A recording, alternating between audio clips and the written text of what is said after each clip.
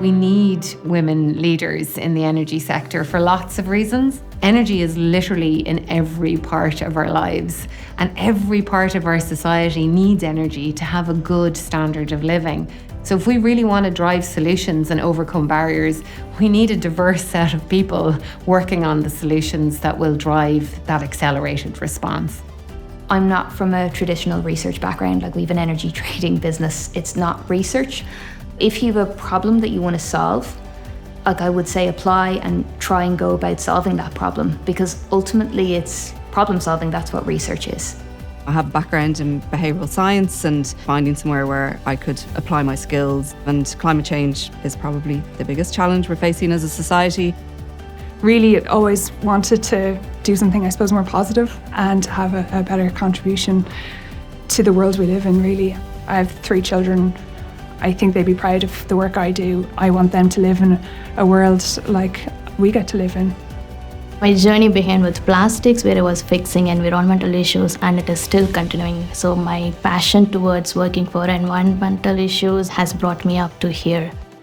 I think it has to be something that you're really excited about. It has to be something that you're passionate about, something that makes your heart pound when you are listening to somebody else talk about it, and it's something that you really want to make a difference in. What I'd say to people is, if you have that similar kind of drive to me of just wanting to do something good, then at the moment, energy is probably one of the most important places that we need people, but we're still going to have a biased view if it's only one type of person who's doing that. Unique perspectives play an important aspect in shaping energy research. People of different gender, they have different points of view. If there's less people going into energy, there's less visibility, therefore there's less mentorship, then there's less people available to go into leadership.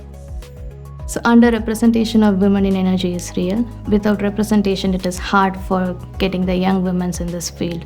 Just push out of your comfort zone and you will find a very different world out there. If you're coming with a different lens that we haven't seen before, that's probably a real breakthrough opportunity for us. I guess as researchers, we always like to think that what we do is completely neutral and unbiased, but that all comes from, our experience, our background, who we are as a person. And there's some research questions that just aren't being asked because people aren't thinking of it. So we really need all types of people to be working in research and coming up with these questions, looking at issues from multiple different angles.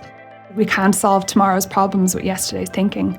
We need new innovators and new ways of thinking and new ways of approaching these big societal issues. Big thing I'd say is if the area of research that you want to look at doesn't exactly fit into the box of what SEAI has listed on their call document, that's fine. You can tweak it slightly and submit it on that basis. Bring it back to your own experience and go from there. So the thing that we are expecting is to reach out to us, because we keep on upgrading our fellowships, upgrading our calls every single year to cater your specific needs. So we have to work together for Ireland's energy future.